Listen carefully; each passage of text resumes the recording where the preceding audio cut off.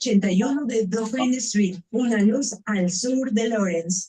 Donaciones 3 de la tarde y 7 de la tarde. Donación $20. Con tu entrada apoyas a nuestras actividades humanitarias. Ven a celebrar la Navidad con nosotros en la parroquia San Lorenzo. Platiquemos de inmigración, política, educación, cultura, servicios comunitarios y más. Opina, comparte, pregunta. Hoy en Toronto somos top. Como le venimos platicando, ya estamos de regreso a las 9 de la mañana con 17 minutos y damos la bienvenida a Carol Danis de Nonnina Stable y COFION y también a Janet Rodríguez, que en ella nos va a asistir en esta traducción. Muy buenos días a las dos. Muy buenos días.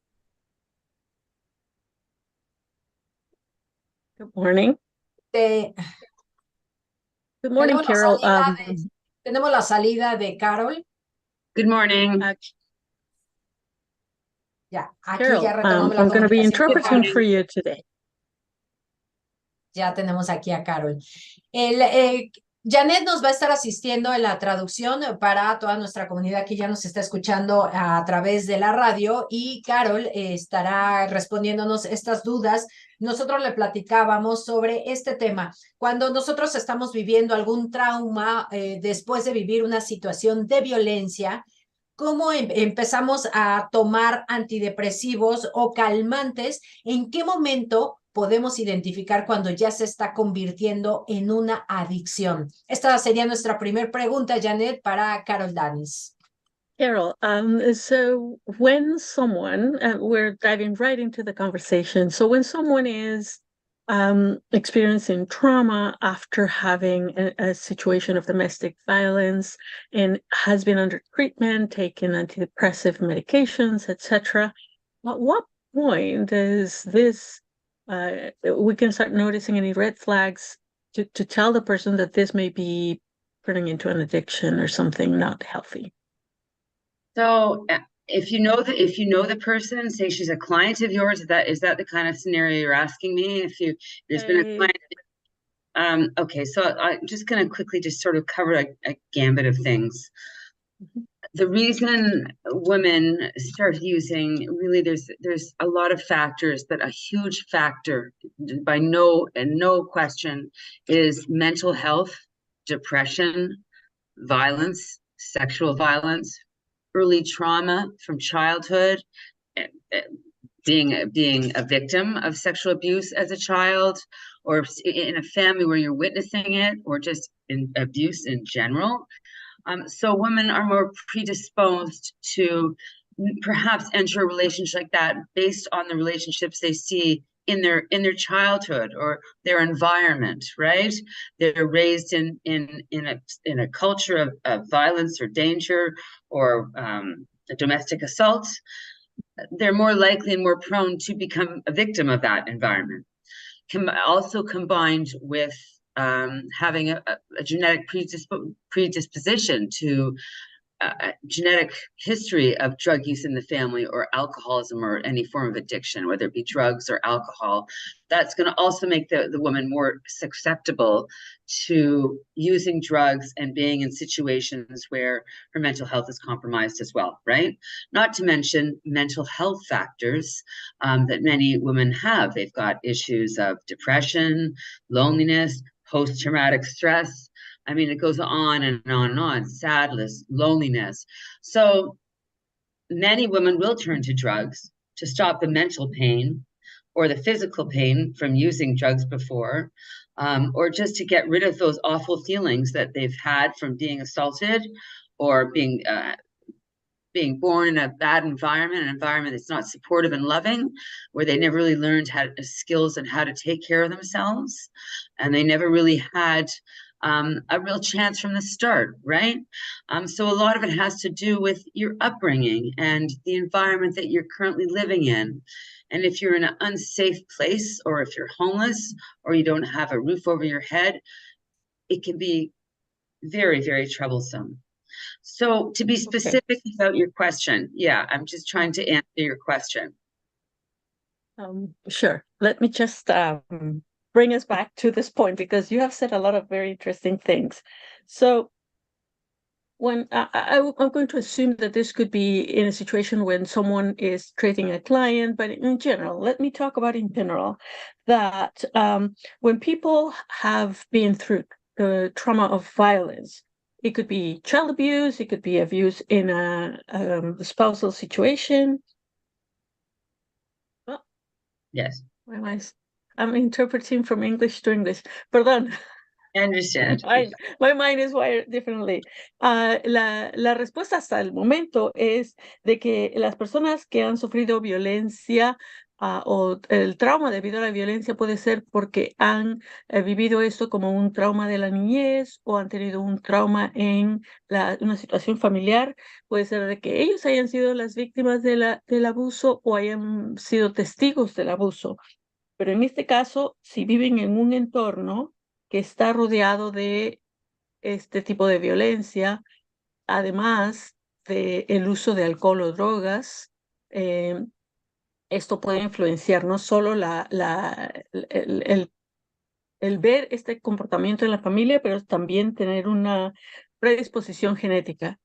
Hablemos de las mujeres, que algunas de ellas tienen problemas de depresión y se sienten aisladas por muchas de estas razones de violencia, ¿no? Entonces ellas pueden recurrir a las drogas como una situación de salida para poder reparar esa soledad que ellos sienten, y a lo mejor no tienen las necesidades, no han aprendido a tener las habilidades suficientes, no han tenido la crianza en su medio ambiente para sentirse seguros.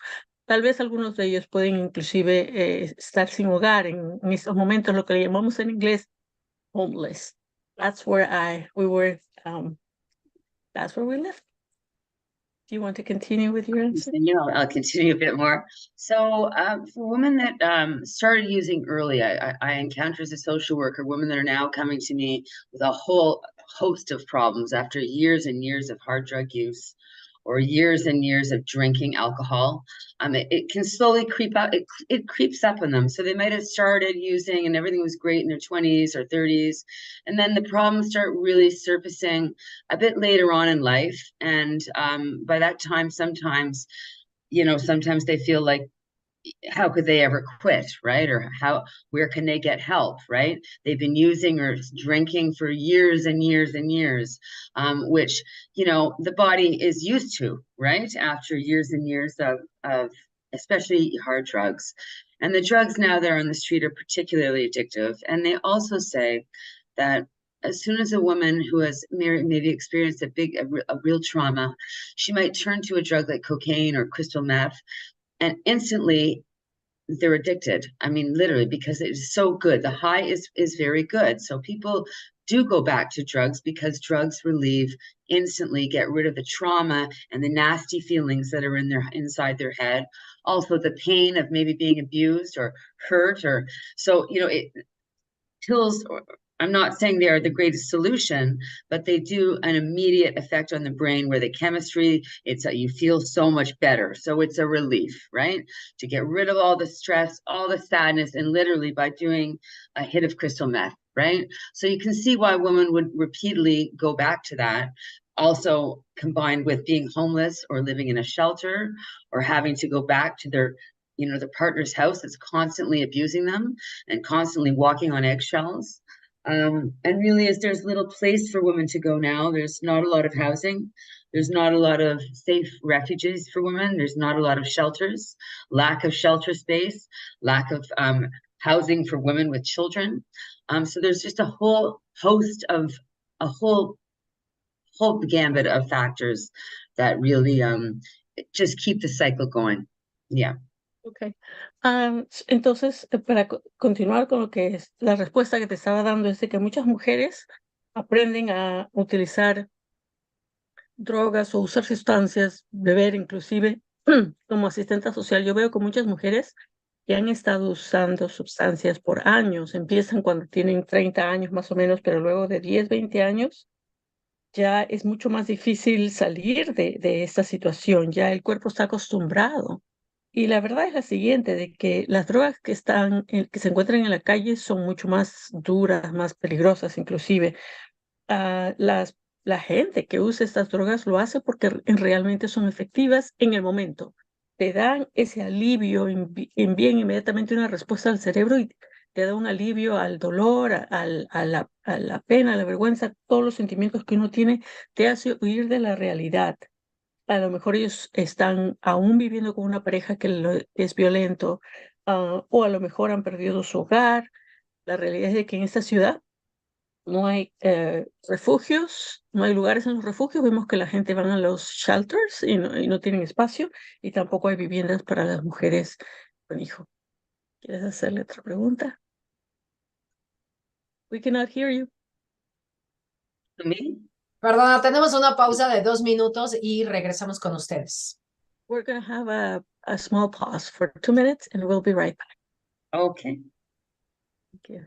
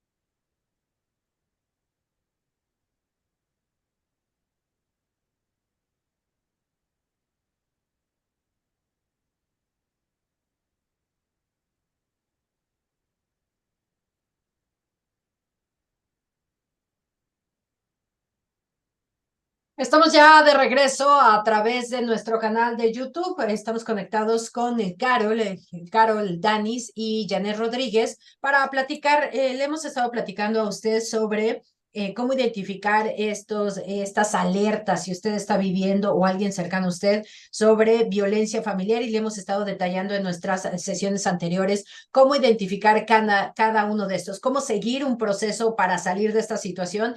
Y cuando usted salió de esta situación, a usted le queda un trauma que posiblemente le pudiera dar episodios de estrés, posiblemente le pudiera dar muchísimas cosas que usted debe de ir superando poco a poco para que su salud mental de usted y los suyos esté en buenas condiciones. Estamos hablando ahora del uso de los antidepresivos y en qué momento se convierte ya en una adicción. Vamos con los jóvenes. ¿Cómo identificar que un joven o niño que está viviendo un post-trauma después de haber vivido en un hogar, donde se vivía situaciones de violencia familiar, cómo saber que está consumiendo drogas, cómo poder identificar y cómo poder ayudarlo? So we're continuing with our conversations about trauma, violence, substance use, substance abuse. So today we're with Carol Dennis from Nonnina Stable. And the following question is, now we want to focus on the youth or children. How can we identify that a child or a young person who is either living or has lived in a situation of violence and therefore may or may not have trauma is using or abusing drugs? So I think the signs, if I could say what I've never had a child where I had to, so I'm not an expert on this topic, but I think someone reclusing, maybe losing weight really rapidly, losing their friends very early, or not seeing or their normal old patterns, staying with their, not hanging around their old friends, maybe not wanting to go to school, maybe not interested in the same things they used to be interested in, like sports or hobbies or activities, shutting themselves off, sleeping a lot of the time at unusual sleep times, not connecting anymore and with the family members, I would say would be a number one sign.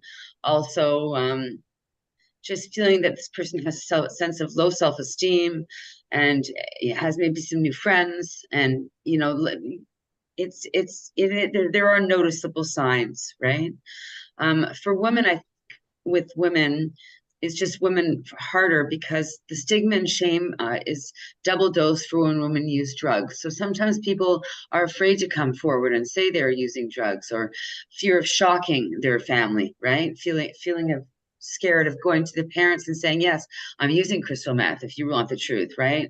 There's a big stigma and shame around drug use in general, which keeps people, especially in certain cultures, it even is more challenging because of language barriers, because they don't know how to, a lot of agencies there's hard to find people that are translators to talk or get support from. There's also shame and stigma going to a doctor. A lot of doctors and medical professionals and people in these agencies really don't work from a harm reduction framework. And it's kind of all or nothing, abstinence, or, you're just a drug addict. So there's lack of supports for people that use drugs. And I think that's a big stigma and shame, or a big part of it. And especially sometimes it's just can be too late. The person's already been doing opioids for a few months, and it only takes about, it doesn't take very long to get hooked on fentanyl. If someone gives you fentanyl and you start using fentanyl, you get very, very sick, and the withdrawal is beyond horrible, that you're going to want to go back to that drug. Or like I said, I go back and say the first time you do experience getting high, people usually love enjoy their first high very much, and they want to go back to that feeling. The problem is people are always chasing that feeling over and over again from the drug, and in the end, it ends up turning against you. Sure. Enough. En cuanto a los niños, les tengo que decir que no soy una experta, yo no tengo hijos, pero lo que sé es, les puedo decir, cuando usted note, perdón, que el joven o el niño está más recluido, ha bajado de peso, no sale a jugar con los amigos, ya no disfruta de las cosas que normalmente lo hacían entusiasmar, tiene un patrón de sueño inusual, ya no quiere conectar con sus amigos, ya no quiere hablar con la familia, tiene una baja autoestima. Son cosas que uno puede ir notando. Y también, digamos, en las jovencitas, en las mujeres es un caso diferente, porque con las mujeres es aún más difícil, el estigma es doble, no solamente tienen el miedo de declararle a alguien, de que sorprender a su familia, por ejemplo, decirle, ¿sabes qué? Estoy utilizando metanfetaminas, y a lo mejor existen barreras culturales, barreras de idioma, y esas personas que quieren buscar ayuda, quieren hablar con su médico, con un asistente social, pero no hay un intérprete capacitado para poder ayudarles a eso.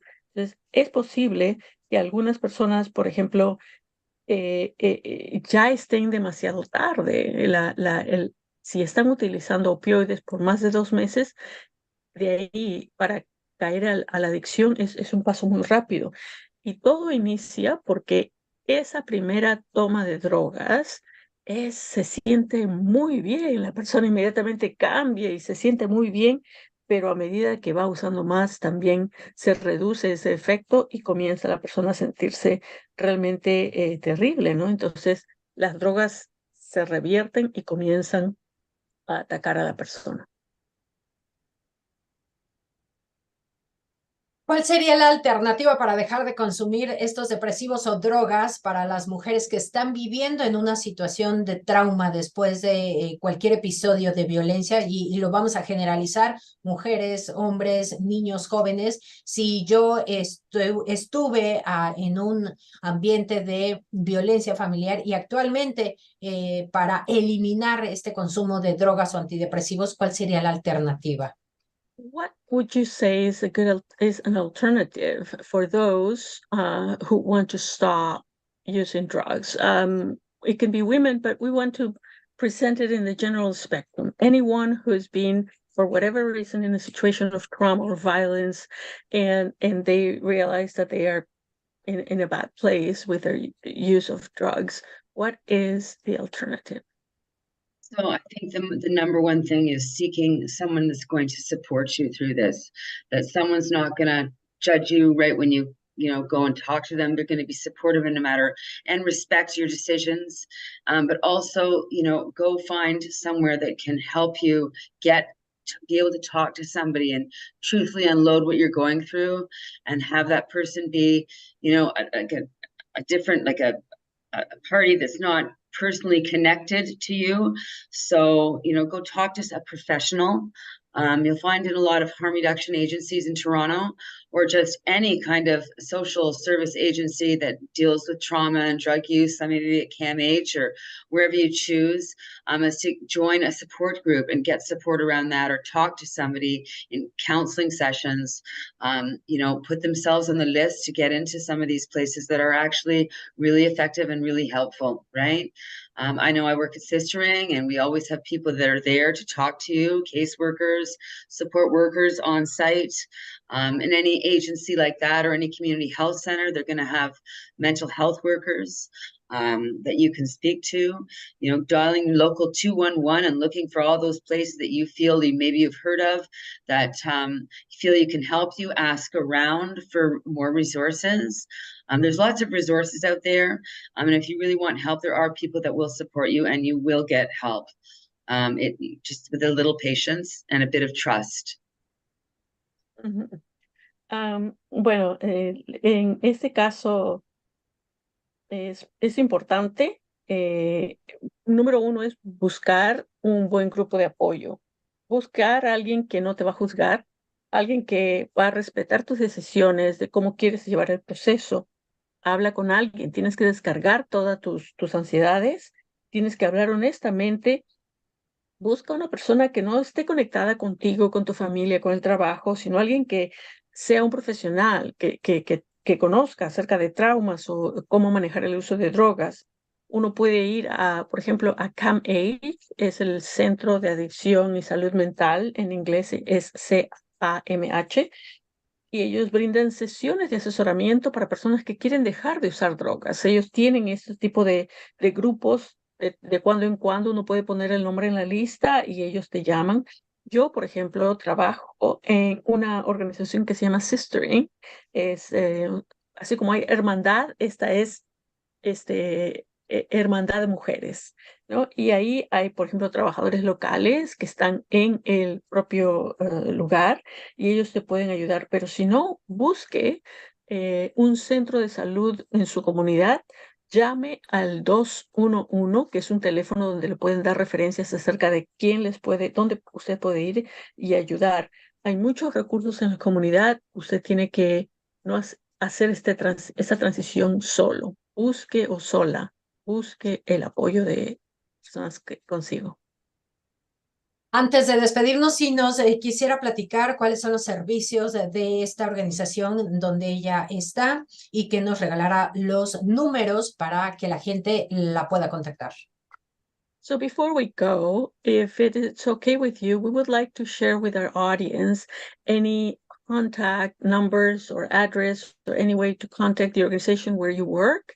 And maybe you can tell us what are the services that they do. You can put the information on the chat as well, that we can share it with our community. But if you can tell us roughly what are the services that they offer.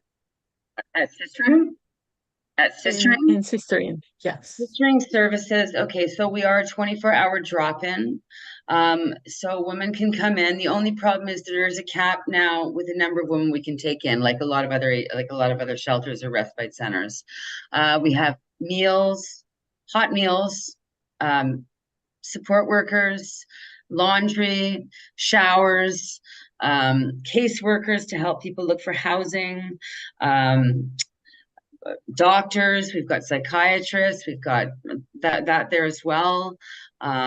Programs that we have lots of different programs that women can participate in, like our sewing studio, spun studio, which is across the street from Sistering. We do outings, for instance. We go on trips or day trips to try and, have the women feel included and get them out. But Sistering is not the be-all and end-all. It's a great agencies, but there's a lot of other agencies, a lot like Sistering, that do the same kind of thing. Unfortunately, we're working with just limited resources at this day and age with people that right now, I think the number one thing is homelessness. But at Sistering, they can just call the front desk. We do have a capacity during the day, but we have showers, food. They'll never go hungry. Then we can further connect them with better tools and resources to get some help, right? There's also local NA and AA. They could start off there, right? Or they could go to other harm reduction centers in Toronto. There's all kinds of them: St. Stephen's, Regent Park, Green West, South Riverdale. There's lots of different centers where they do have mental health workers. They could connect there, or they could call, like Jean Tweed would be a place to call. I just don't have the list right in front of me, but there's lots of different resources. Sí, mire, en la organización donde yo trabajo, que se llama Sistering, lo puse ahí en el local, tienen ellos 24 horas, las personas pueden entrar y salir, aunque ahora con la overcapacidad, la sobrecapacidad que hay, tienen un límite, pero ofrecen lavanderías, duchas, hay médicos, hay psiquiatras que vienen de cuando en cuando a ver a las personas. Ellos hacen excursiones durante un día, les permiten poder participar, que la mujer se sienta que es parte de la comunidad. Y esta organización Sistering no es la única. Hay muchas organizaciones que tienen similares servicios. Usted puede ir, por ejemplo, a Narcóticos Anónimos, a una organización que se llama St. Stephen's, hay otros que son en Parkdale, y si usted busca dentro de su comunidad, puede encontrar esto. Llamen al 211. Carol, thank you for your time. Janet, gracias por tu asistencia y nos vamos a despedir de este YouTube. Muchísimas gracias, Carol. Thank you, Carol, for all your support. No problem. Thank you so much. Bye-bye. Nos despedimos de